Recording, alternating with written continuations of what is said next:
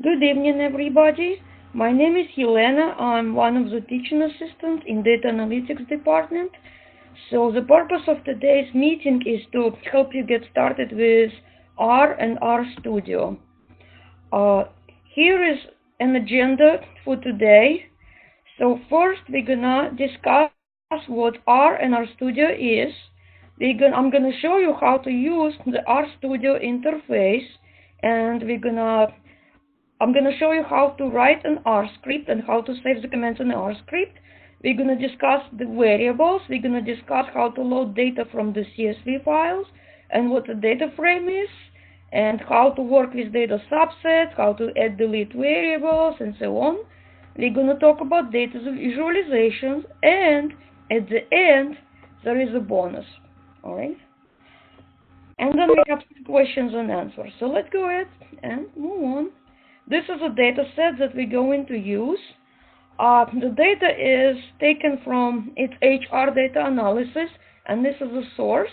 So basically, the data set tracks the employee job satisfaction, number of years since last evaluation, number of projects the employee worked on, and the number of average hours per month.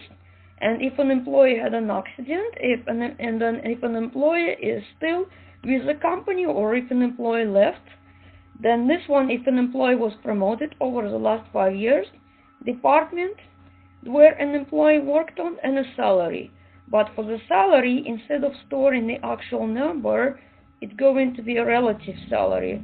So it's like low, medium, high. Right? So that's the data we will use today for today's demonstration. Now, what is R? R is a language that you would use for statistical analysis and data visualization.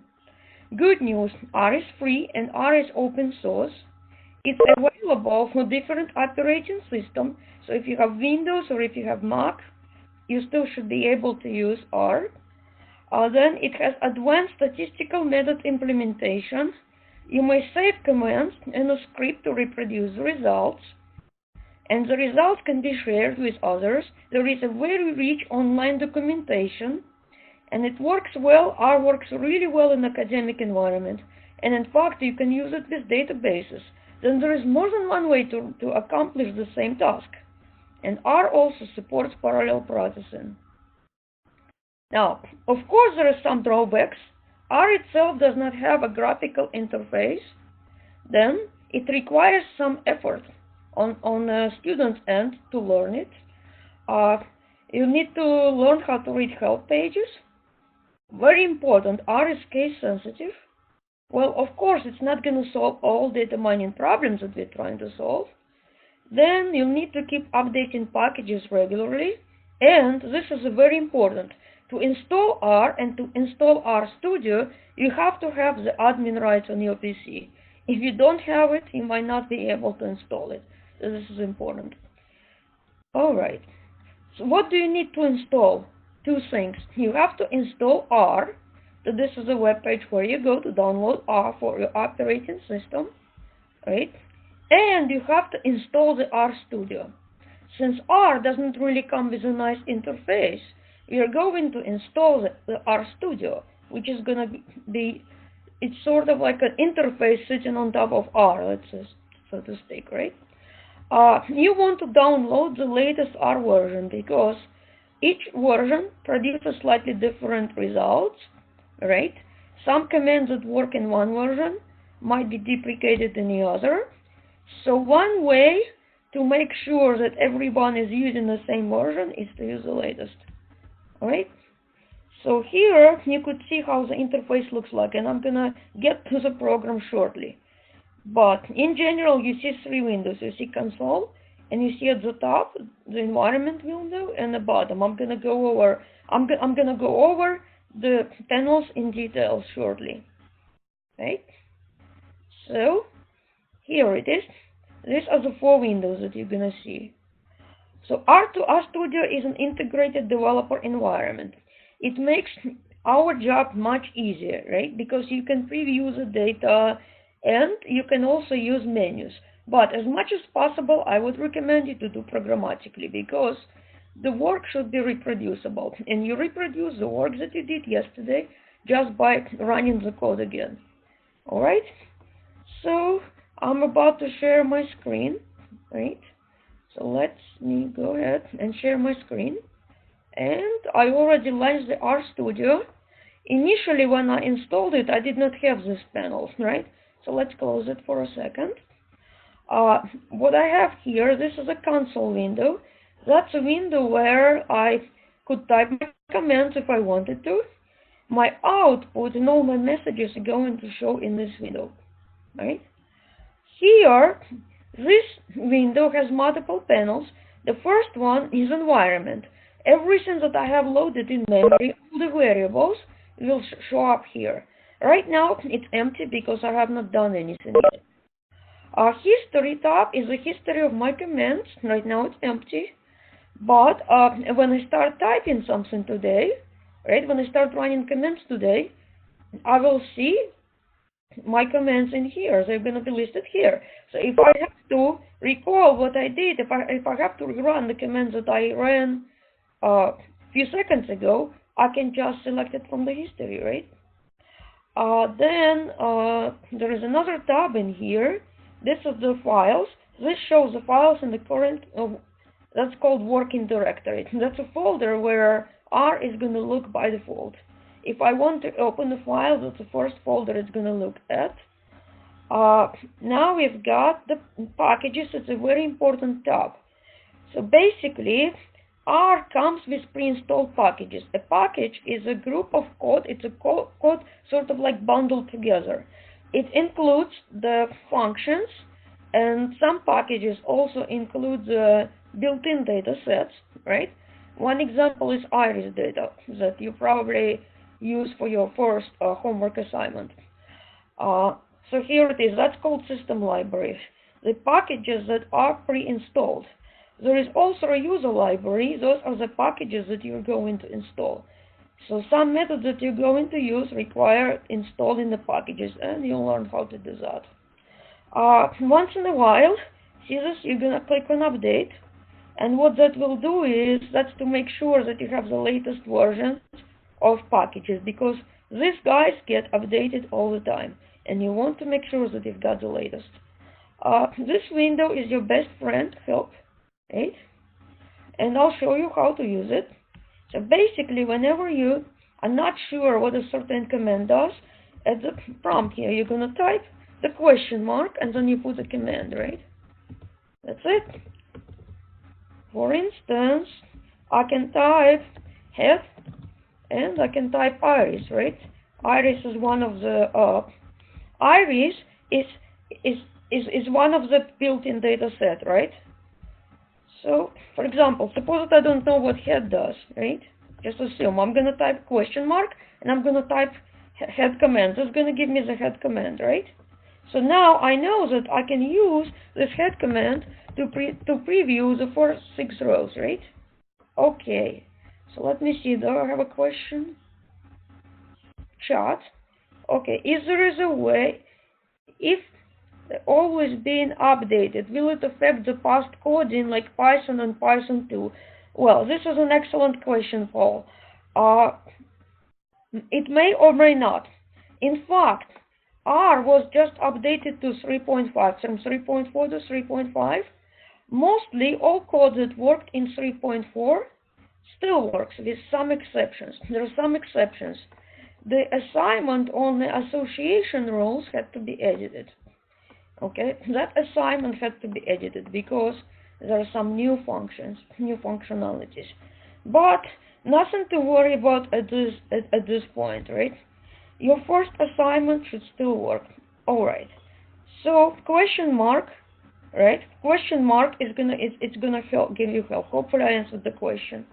Okay, so now if I type the question mark, it's gonna give me the help page for the command, right? So now I know what head command does, and I can just type in the dataset name, right? But today I'll show you how to use the datasets that are not built in, that are not pre-installed. I'll show you how shortly how to read the data from your laptop, right? Okay, so, but before we do that, let's quickly go over our environmental variables. So, suppose that I don't know, well, first of all, let me show you what this is. I forgot to show you what I'm looking at. This is a script. What I did for you guys, I prepared the code ahead of time. I did it. The reason is it's because I wanted to save time on typing. I don't want you to watch me type. I want you to see the presentation, right? So that's one reason. Another reason is that I want you to have a copy of the work that I show. So after this demonstration, I'm going to give you this code, right? And it's because I want my work to be reproducible, right? So this is a script. But how did I do it? What will you do? When I give you this file, you'll do this. You'll do File, Open File, and then you're going to find location in your hard drive where you save the file, and you just select it, and you're going to click it Open, right? This is how you open the script. It will always open in this top window. This is called the source window, right?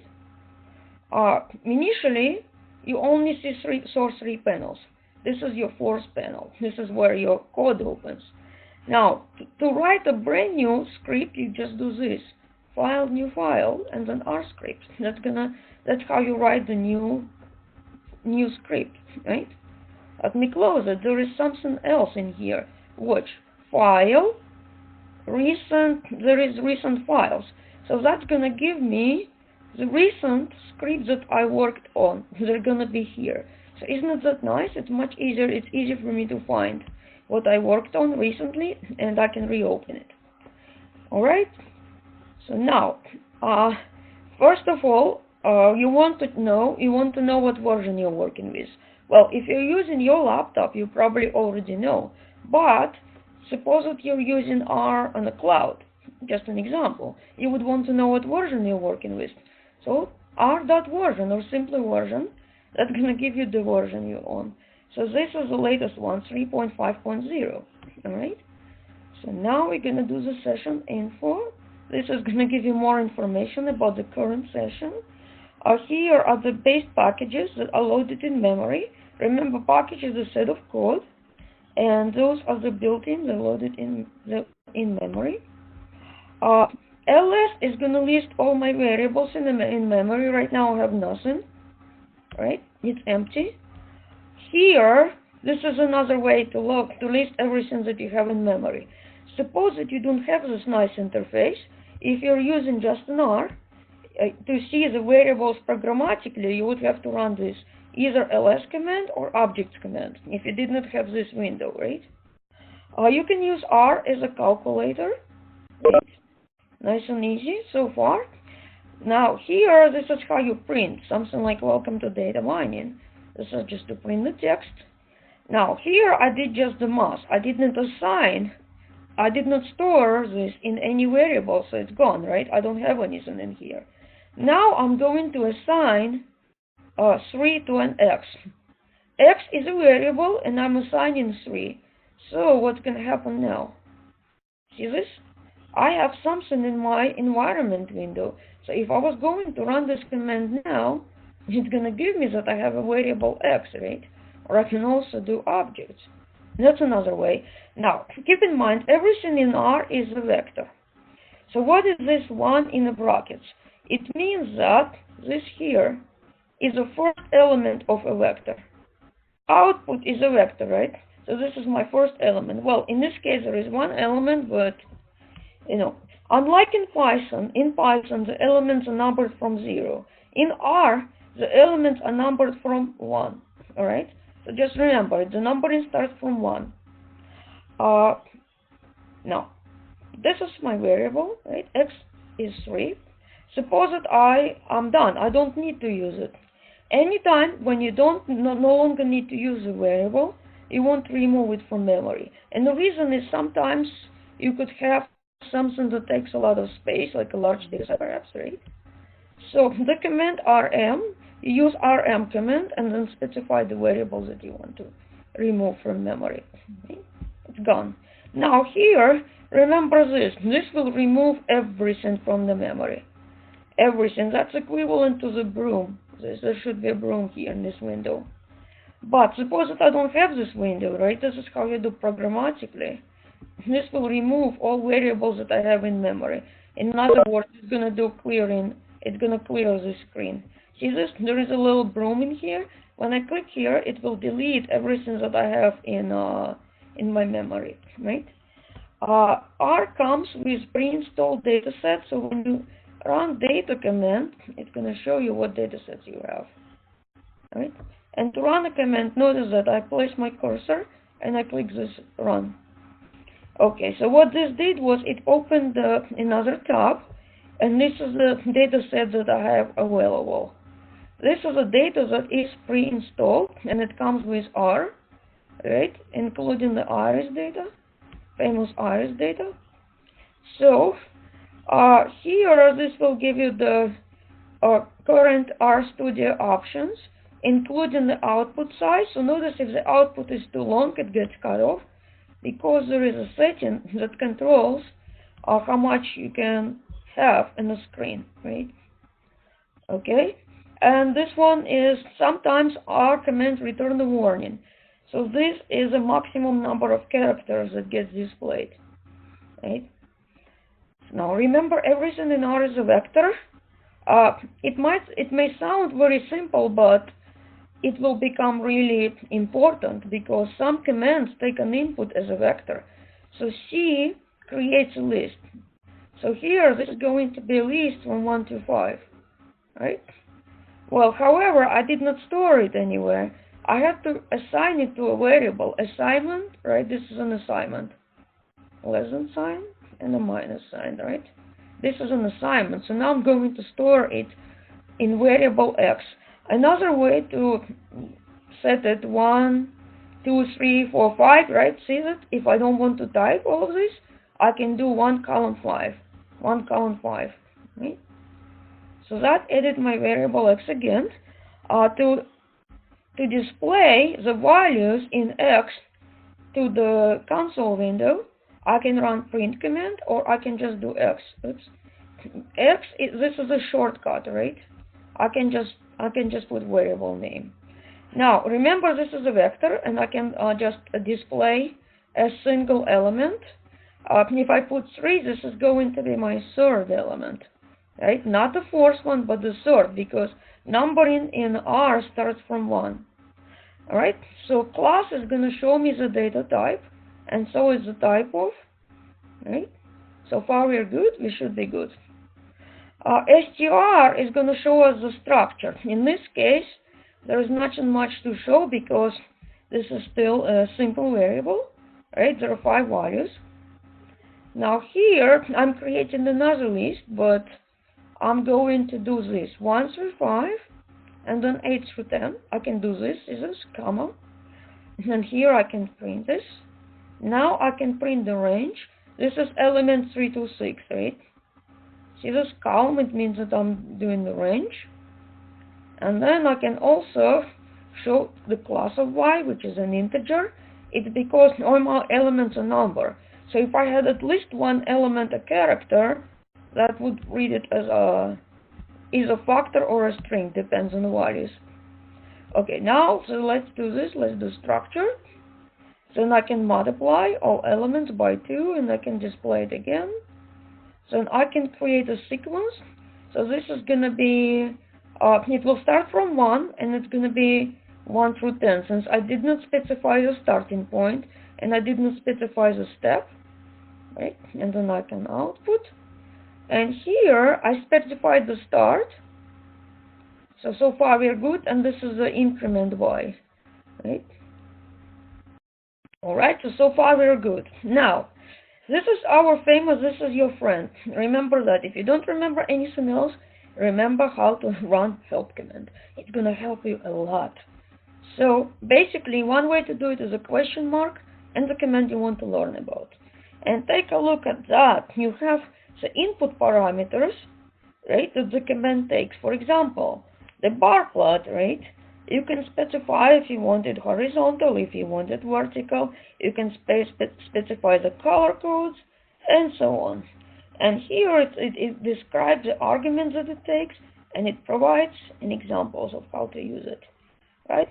A lot of examples are done on a data set that are pre-installed, so I believe you can actually run this. Anyhow, now suppose that you're not sure how to spell the command that you want to look at, but you know it contains the word bar, so you can do approximate. See, this command is going to give me all commands that I might be interested in. They contain the bar, right? This is what you do when you're not sure about the exact spelling. Now this one, this is going to open another window, and it's going to show me the examples of how to use the bar plot, right? Not all commands have it, right? Not all commands have examples, but this one does. And you keep on running, you can keep on clicking the enter key to navigate through the steps. Right? So some commands basically have examples, and you see the code in the console window, right? So this is what you can also do, is you can learn from examples here. Now, here you can search the web for this command, right? I just showed you what can be done, right? So now, this is the fun part. In order to read the file from on your hard drive, the first thing that you need to do is to set a working directory. The working directory is a folder where Art is going to look for the file. By default, you see this? This is probably my documents folder. This is a default location. But I want to change it.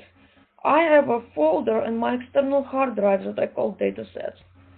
So setwd command, it sets the working directory to the folder that I'm interested in.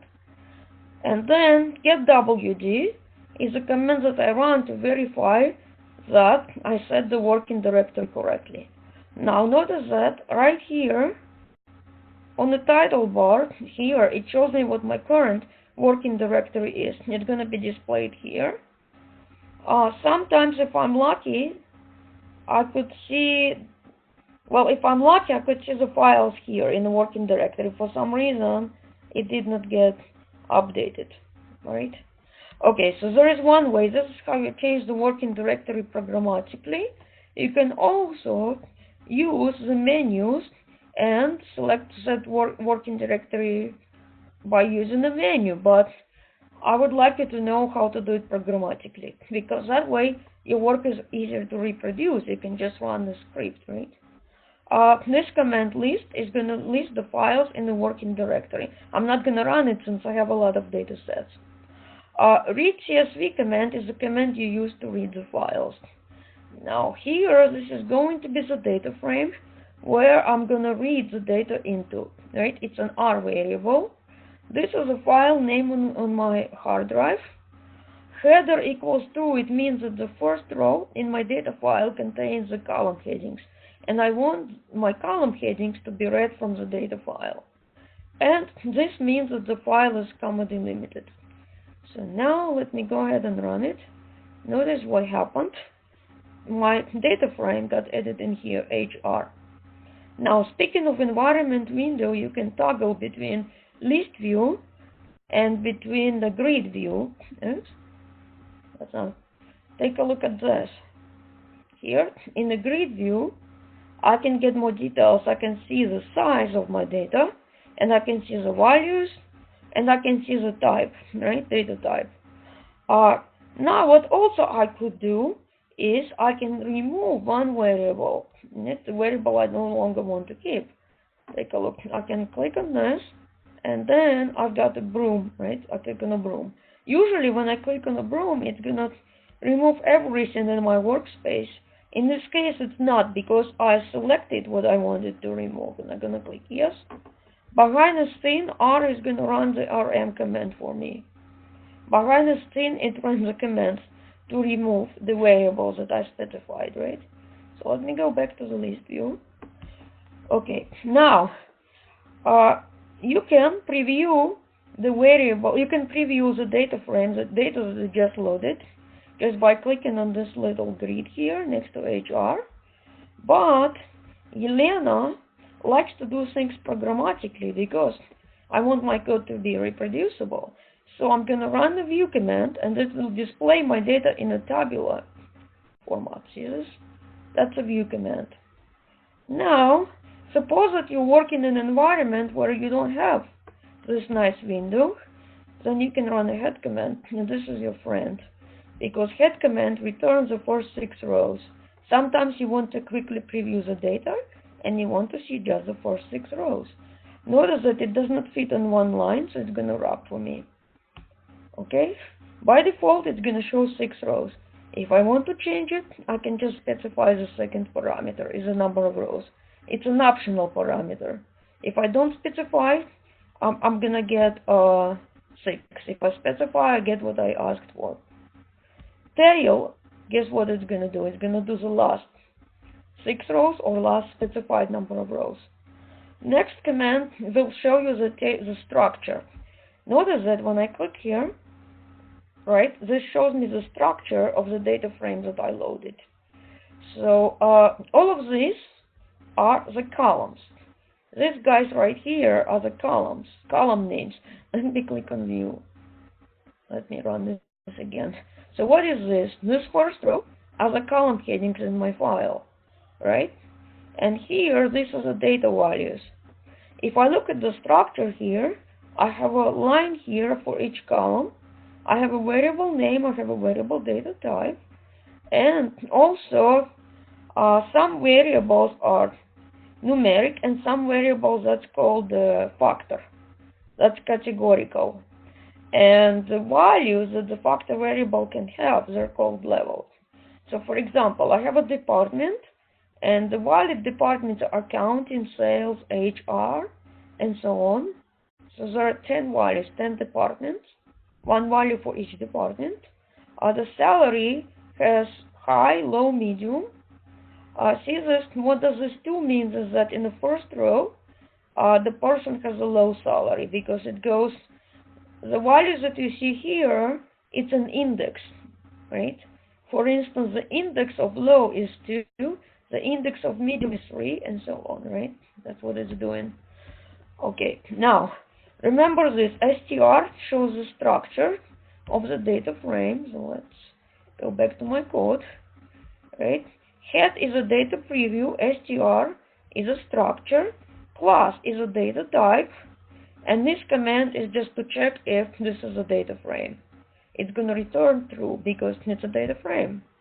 Now, suppose that I don't have a nice interface here and I want to know what my variables are. Names command or column names, these two will return the variable names. Another reason I want to do it programmatically is because sometimes, suppose that I have a code and the code wants to loop through all variables that I have, right? I'm not going to hard code my variable names. Instead, I can just get it like this, right? So it's always good to know how to do it by writing the code, right? So this is dimension. It's going to give me the number of variables and the number of rows in my data. Ultimate way to see the number of observations is n row. Or take a look at this. The output from the dim command is a vector of 2 elements. The first element is the number of rows, second element number of columns. So if I can do this, I run the dim command above and take only the first element. It's going to give me the number of rows, right? Ncol command or length command, it's an alternative way to get the number of columns. And this is another way yet, because what I'm doing here, dim command returns a vector, right? The first element is the number of rows, and this is number of columns. So I'm actually taking the number of columns. Length, names. Remember, names returns the list of names, right? So the number of elements on the names list is also the number of variables in my data, right? The reason I'm showing you multiple ways to do it is because when you read in the code in a book, you may see it differently. And that's a plus side of R. There is more than one way to do it. So now you saw the structure command, right? Now we're going to look at the summary command. Summary command will show us the statistics. So what the statistics are is basically for numeric variables you get the one number summary, minimum, first quartile, median, mean. It's rather 6 number summary, third quartile, and the maximum. You're also gonna see if you have missing values. So you have some rows where the value of this variable is unspecified, not what means an A. And it's very important, it becomes important, right? If the variable is categorical, you're going to see the values that it can take, and this is the number of rows that have each value. And here are the departments. So in this case, we have 10 departments. What it's doing here, it's showing you the 6th dominant. It picks 6 dominant, and then the remaining departments are grouped into a category called other. That's what it's doing. It's going to pick the 6 ones with the highest number of people, and the remaining are grouped. Okay? Now, suppose that I have this is a smaller data set, but suppose that I'm working with a data set that has 200 variables, and I want to see the summary just for one. I'm not going to scroll through all output. Instead, what I'll do is, this is a data frame name, right? I put the $, and this is a variable name. This is how you access a single variable.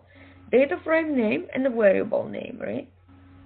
And I want to display the summary command. I want to run the summary command just for one variable. There we go, right? It's because I don't want to look through the long output, right? If I only need just one. Here, this is another way to show the summary command for all variables. Apply. It's a way to apply the specify function to every single variable in the data frame, right? This is one way. Now, suppose that I want to see just the minimum. I can run the minimum command, right? Then I have a range command that's going to show me minimum and maximum. Notice that the 6 number summaries that you saw, it doesn't have a standard deviation. This is a separate command to see the standard deviation. We have another command to see the unique values. This works well for the categorical variables. Unique values, level. Now here, I want to see the maximum. I want to see the maximum satisfaction level, but I want to see it per department, right? So this is a grouping, right? And here the satisfaction level is 1. Well, it's because this is a percentage of time that you've been working at the company that you have been satisfied with the job. That's what it means here in this specific data set, HR data set. All right. Now we're going to move on to the subsets. Before I showed you the first 6 rows, right? Head command returns first 6 rows or first 10 rows. But the problem is, suppose that I want to see, perhaps I wanted to see row 5 through 10 and so on, right? Here I can specify the range, right? Rows. Here, to access the subset, I specify the rows that I want to see, comma, followed by the columns that I want to see. If the columns are omitted, I'm going to get all columns. So here, I'm going to get the first 5 rows and all columns. This is what I'm getting here. But I did not store it anywhere. So here, I'm going to create a new data frame, and I'm going to store first 5 rows, and I'm going to pick the all columns. Right? There we go. Here, I'm going to take a subset, but in this case, I'm specifying that I want to see the 3 variables. Right? This is another way to do that.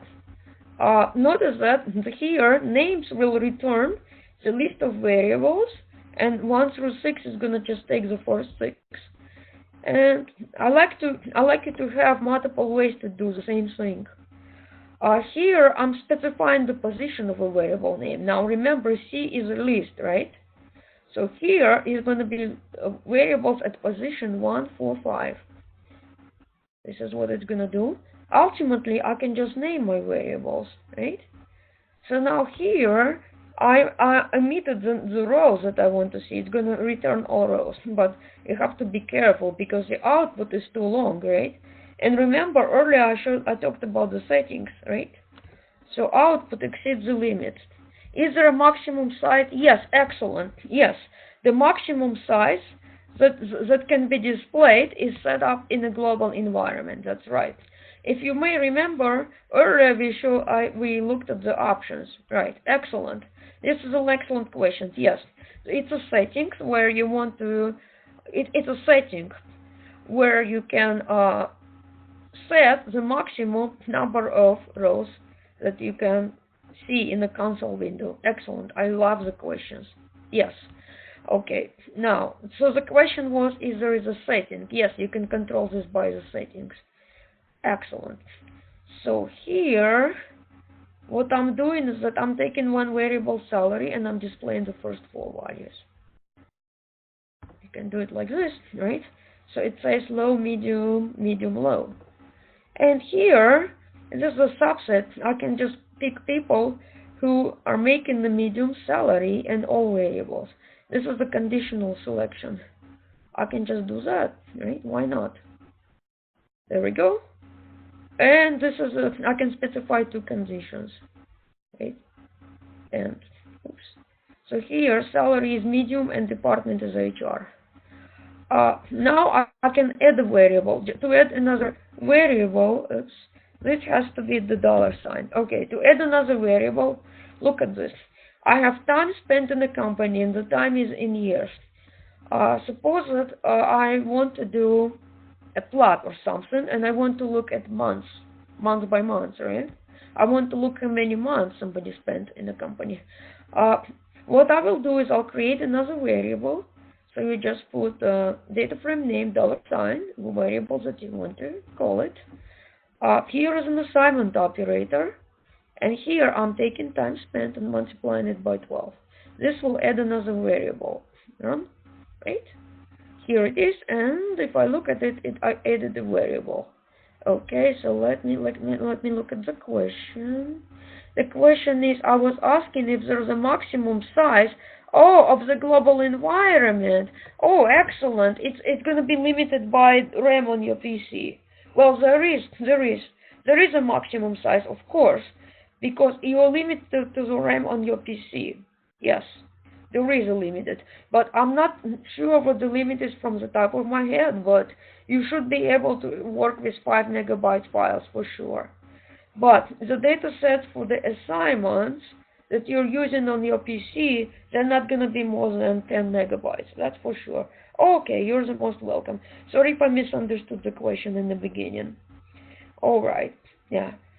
But if you want to work with the large files, probably you would want to use R on a cloud environment. Alright, so there we go. Now, to verify that the variable was added, you can just run a head command. Just assume that you don't have this window. That's how you do it programmatically. Suppose that I change my mind, I want to delete the variable. To delete the variable, you just set it to null, right? So now, important, any changes that I'm making now to the data set, I'm making the changes in memory. I'm not making the changes to the data saved on my hard drive. This is in memory. So there is no undo. If I accidentally delete something, if I accidentally delete the variable that I did not want to delete, there is no undo button. However, I can reproduce the work just by running the script, right? One way to undo the mistake is to rerun the script from scratch. That's it. And I'll get back to where I was. So that's one reason we want to save the commands in the script. If I make a mistake, I can easily recover just by rerunning the code. Alright, so now to delete the variable, right, to remove, I just set it to null. You might be wondering why in a world I might be removing the variables. Well, if it's a unique identifier, right, if you have a variable called your ID, you want to remove it because it could have an impact on a method performance. If you have a variable that is the same for all rows, like for example, I can have all Maryland employees and the state is Maryland, there's no interest, I can remove it. Sometimes you can have a sensitive data, for instance, social security number, you want to remove it from analysis.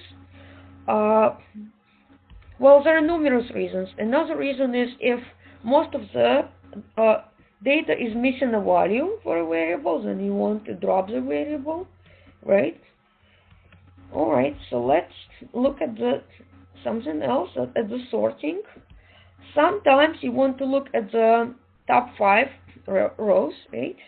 So I want to see perhaps the top 10 satisfaction. I want to see the top 10 satisfied people, perhaps, right? So what I need to do is I need to sort my data, and to do that you just use the order, and here you specify variable names that you want to use for the sorting, right? So let me go ahead and run this. In this case, I'm creating a separate data frame called HR sorted, and here I say that I want to select everything, and I just want to sort the data by this variable name. And now if I do the preview, I see that my data is sorted by the satisfaction level. But I'm going to say, wait a minute, what if I have several employees with the same satisfaction level, right? Here, this is how you sort by 2 variables. You just list 2, right? By default, the sort is ascending, but I have an option. I can specify the descending, and to do that, I just put a minus sign. The minus sign is going to do the descending sort, right? It makes sense. And then I'm using my favorite command, head, to preview the result. So that's sorting. Now, factor variables. Here are a few things to keep in mind. I have a variable called left, which stores if an employee stayed with the company. For some reason, well, the values are 1 and 0, but for some methods, I want to look at it as a factor, right? Because I have the predefined values, it's 1 and 0. It's not a continuous variable, right? And if I'm running the methods such as association rules, I want all variables to be categorical, but here, just from the definition, I know that it's just 1 or 0. So this is a command called factor. It will convert the numeric variable to the factor variable, right? But then to verify that the variable got converted, I just run the summary command. And what I see right now is that how many employees left the company, how many people still work there, right? That's what it's doing. And now I can verify is factor command is going to show me if it's a factor or not. Now table command is going to do it's going to give me similar output in this case, but it's going to look at the salary variable. It's going to show me how many times each value appears, basically. Right? It's a table. It shows me the frequency count. Ultimately, I can do the percentage, proportion, prop table, and it takes the table command as an input. It's going to give me the percentage of people with each salary level.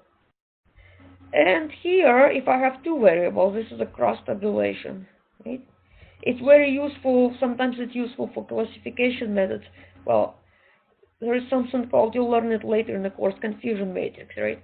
Where you want to compare the actual predicted class with the actual class crossed up, right? Or you can just, well, you will see that later. Let's say it this way, hold this thought for later. You'll see this command a lot. All right, missing values. Let me show you something fun. We have this one is going to return an A, right? This will return an A. Why? Because what I'm trying to do in here, last evaluation, this variable tracks the number of years since the employee's last performance review. Okay? I want to see the average number of years. The problem is I have at least one missing value in that column. So that's the reason I got NA. How do I fix it? There is an option, and NARM means I want to ignore the missing values in my calculation, right? So I got my mean, I got my average, but the calculation ignored the missing values, right? So missing values is a problem because I could not get my I could not get my min function to work, right? So I have to explicitly specify this, right? When I'm working, depending on the methods I use, some methods don't handle missing values. So I have to know if there are any, and I have to handle them. What this will do is it will display if your data has any missing values. Because see this is NA, it's going to look through all data and it's going to display if the value is missing, right? It's going to loop through all rows and all columns, right? So if the value is not missing, it's going to show false. If the value is missing, it's going to show true. So what this will do, it will return if there are any values that are missing in a data set. So it returns true. It means that somewhere I have something missing. What this will do is it's going to show me column by column. Well, actually, no, not yet. This is going to show me that I have two missing values somewhere. I don't know where, but I know that I have two. This piece right here is going to show me, okay, how many instances. In this case, it's one row.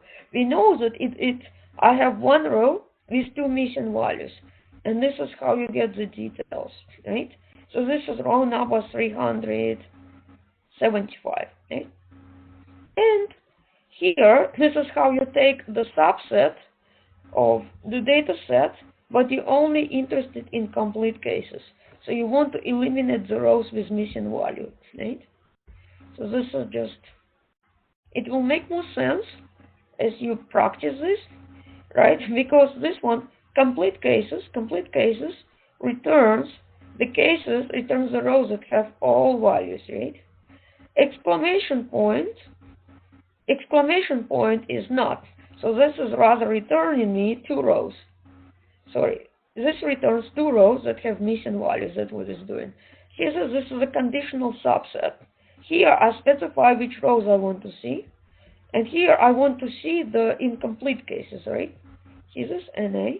Average monthly hours, average number of hours per month that somebody works. And this is evaluation. Number of years is last evaluation, right? And so here I can see how many values are missing in each column. How you handle missing values depends on on the data set size. It depends on how many values are missing. In this case, I have several options. Here, if it's a large data set, I can just drop the observation with missing values, right?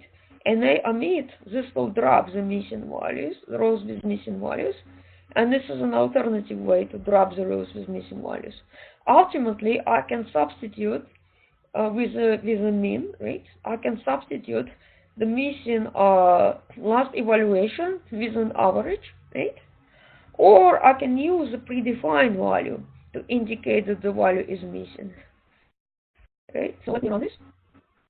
There we go. And this is a summary command, just to verify. I run the summary command just to verify that there are no more missing values. The NA information is gone. And I can also run this command to verify. Mission accomplished, right? Alright, so now so far we've been using all the functions that are pre-installed. But some packages, some code that you're going to use in a class is not pre-installed by default. You would have to download the packages.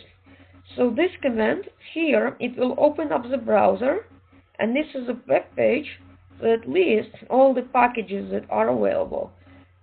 Running this command, it depends on what your default browser is. Jesus, it's going to show me the available packages, and this is the last update date, right? So this is a package as of today, yeah. So, but most of you are not going to use most of these packages, all right?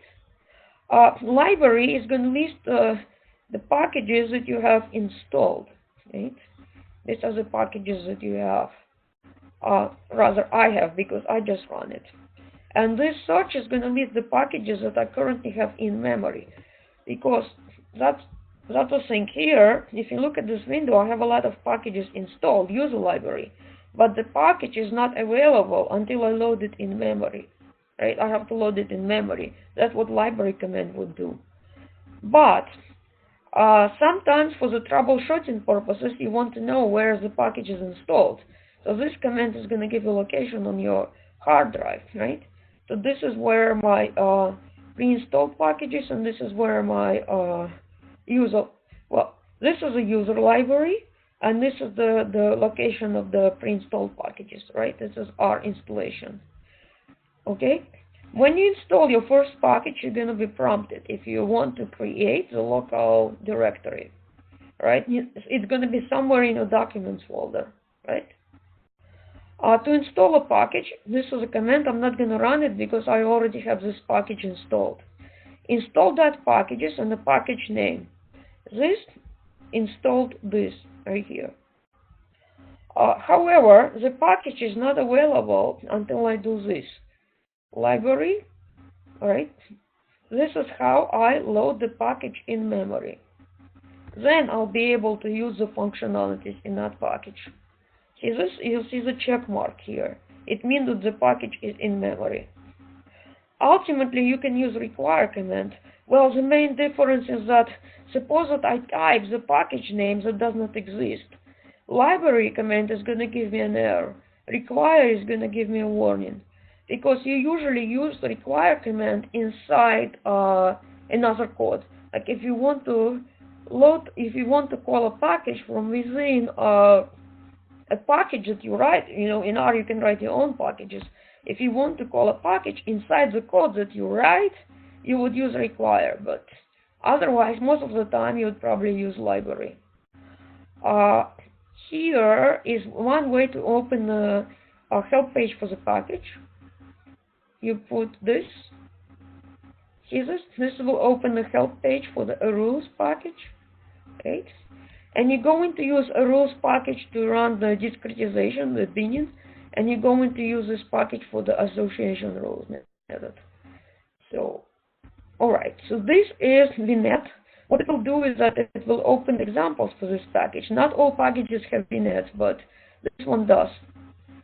So, right, so it's going to open, it's usually, yes, it opens a PDF file. And this is the package of VNet, right? So VNet is nothing but examples. And here you can open the same thing in the browser. This command, I'm not going to run it now, but if you run this command, it's going to get the latest version of packages, right? Here, this is how to remove the package from memory. So here you want to run detach command. The package will still stay in your library, but it won't be available. It will be unloaded from the memory. While remove packages will delete it. It will delete. So our next topic is the data visualization. Histogram, right?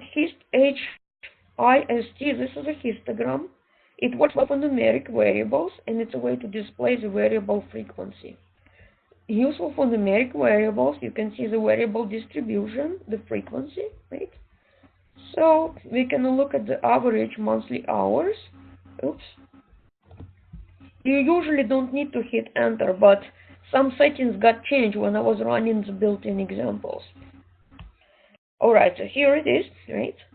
And what you will do as part of your homework assignment, you would probably do some research about the histogram command and check what input parameters it has.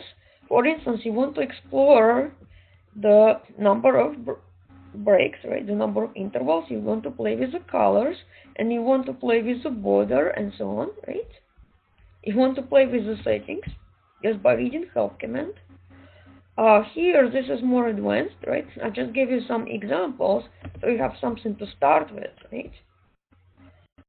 Now, here, see, this visualization might not work well when you have the categorical variable, right?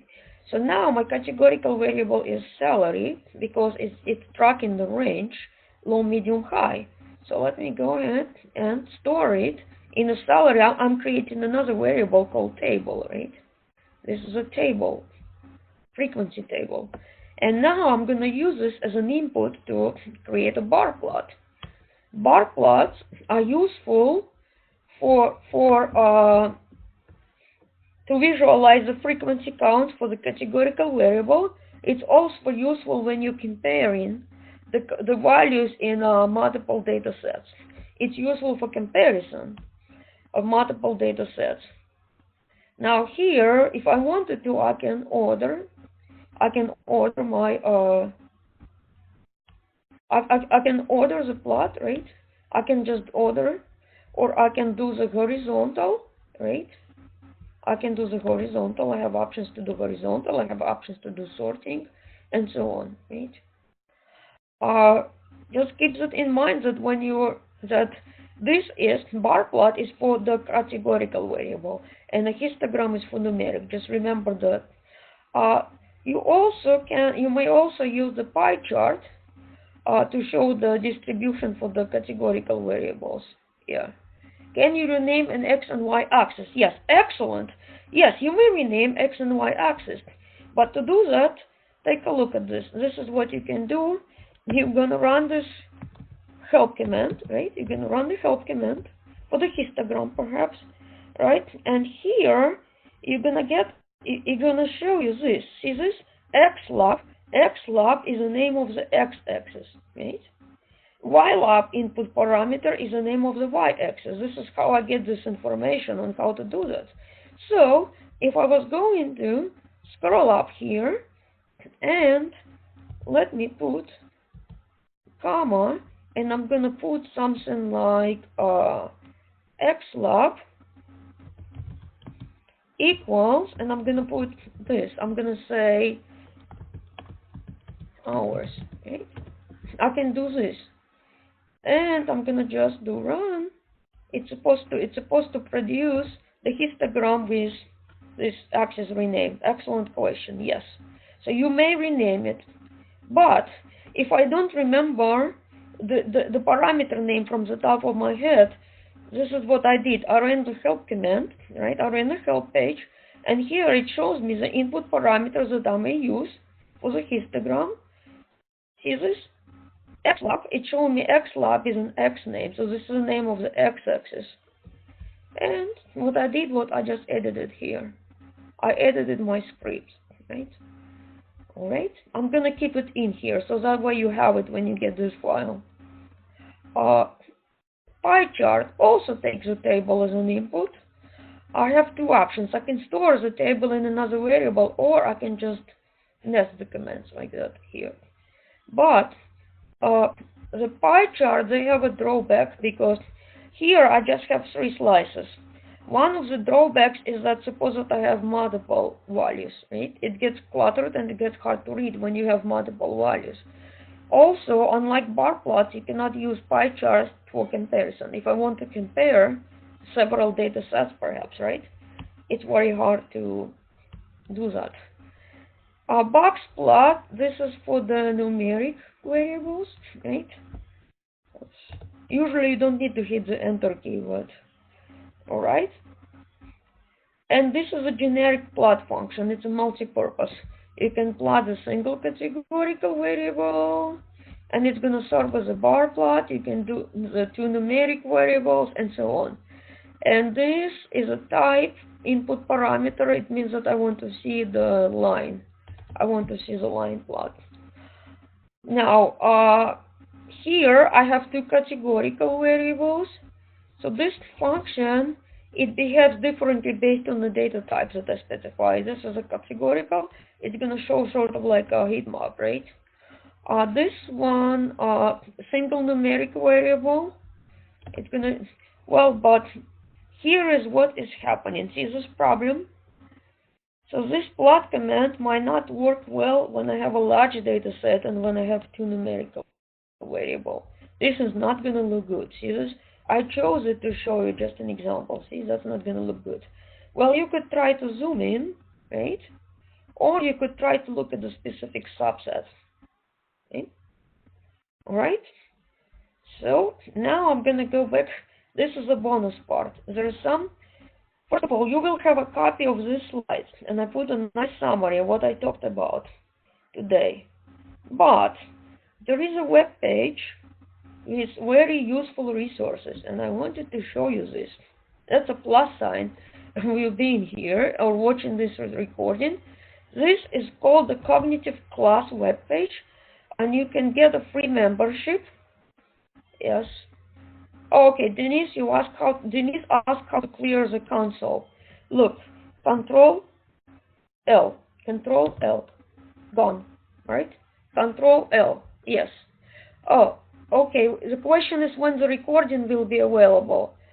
I'll try to send it to the teachers as soon as I get the recording, because the recording is on the server. As soon as I get it, as soon as I get a file, I'm going to email this file. I'm going to email the recording and all of these files together. But let me show you what I wanted to show you.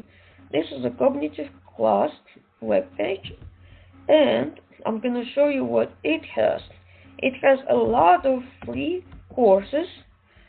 It's a self-paced, right? So what you could do is you register, it's free, and you can take it online. This is self-paced, and there are some practical exercises as well. So this stuff is free, right? And I just put some of the stuff that I recommend, and there is one on working with ARVIS databases as well. If at some point, if you're interested, after this class, you can look at it. Yes, okay, let me take a look at this. The question is, when exercises are submitted, the images to be the okay. This is a good question. When you submit an exercise, does the image need to be console or other windows? It depends on the exercise question. If an exercise question asks to have a screenshot of the histogram, then what I'll do is I'm going to go to the plot, right? And I'm going to take a screenshot just of the plot. We need to read what is being asked, right, in a question. So this is an image, and I can do it. I can copy image to the clipboard, and then I can paste it to my Word file. That's one way to do it. Or my favorite tool, the snipping tool, right? This is the snipping tool. I click on New. This is in the Windows, right? I'm sure that Mac has similar tools, right? It depends on the question. If the question calls to see the command, then you have to do both. Right? So this is, yeah. I need to know a specific question, what it's asked for. But anyway, if you look at this here, there are some more useful resources. And here, there are a couple LinkedIn groups. I'm a member of both of them. And this is free to join, and there's some useful art discussions. Here are additional helpful pages to bookmark. There is an RStudio community, and it's free to join. Once in a while, if I need to know something, if I'm running into an error, somebody may have solved this question, right? Or sometimes when our latest version was released, there was a little issue with association rule method. There was something that I was not sure how to solve. So I went in and I posted the question. I posted the specific error. And guess what? Somebody solved it in the past. So you can get a reply, right? That's one way. They're not going to answer your homework question, but they're going to help you with specific technical questions. That's one way. Or you can find some solutions, right? So let me see something. Question. Is there a full screen command for the plot window? Well, let me show you the trick. See this? This is my plot. I can do this, zoom. And then here, I can maximize it. This is how to do that. Well, of course, there is a set of R shortcuts. If you're a shortcut person, there is a set of R shortcut. Oh yeah, I'm glad I answered the question, George. There is more than one way to do it, but this is how I do it. And in fact, sometimes this is what I have to do to take a screenshot to make it readable, right? And then I close this. Yeah. So yes, let's see what questions we have. I like when people ask questions. This is an excellent opportunity. And if we ever end up doing live sessions, so if you're unable to attend, and if you know there is a live session, feel free to send the questions ahead of time. All right. In order to make sure that we have the most up-to-date version of R and all the packages, how often should we check for updates? This is an excellent question, Mary. I love it. To check for packages updates, I just do this.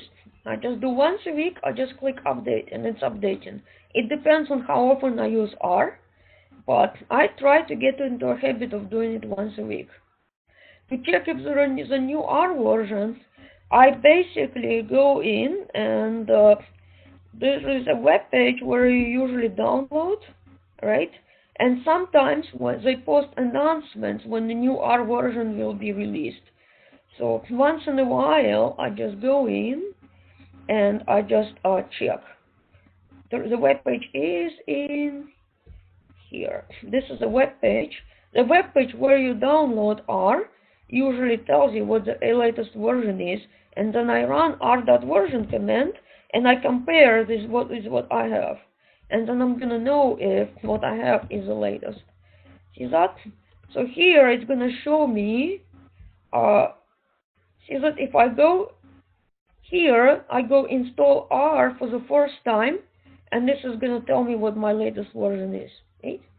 And even to get more into it, if I click on previous releases, it's going to show me the delta. It's going to show me what the changes are. Well, but some changes are the ones you discover as you go. But we had this update was major from 3.44 to 3.5. This update was major. After that, for about 1 year, they're going to be patches. Usually it's a fix or something. Yes, the question is if I could post the slides tonight. Oh, okay. What I'll do is I'm going to send it to the faculty. It's because I don't have access to post it in other sessions. I don't have access to do that, so I need to send the slides to your professors, and they will take care of that. Hopefully, I hope to get the recording today. We'll see. I'm going to do it what I can on my end, all right? I'm going to do it. I'm going to do my best as I can, okay? All right. So, let's see what other questions you have. And let me give you my email. I'm going to type my email in the chat. If there are any questions about anything, if there are questions about anything, then you feel free to email me, right? And regarding the Tuesday night recording, I have it. I have the link. So, all right. So let me do that. This is my email address. I'm just gonna post it. Some of you may have met me before.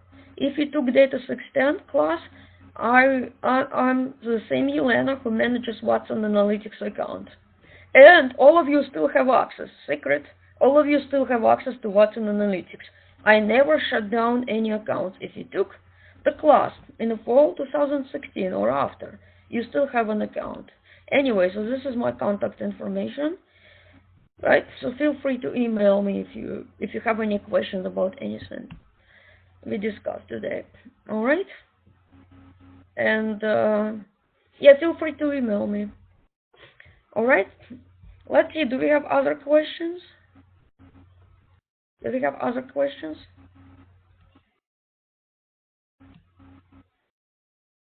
No.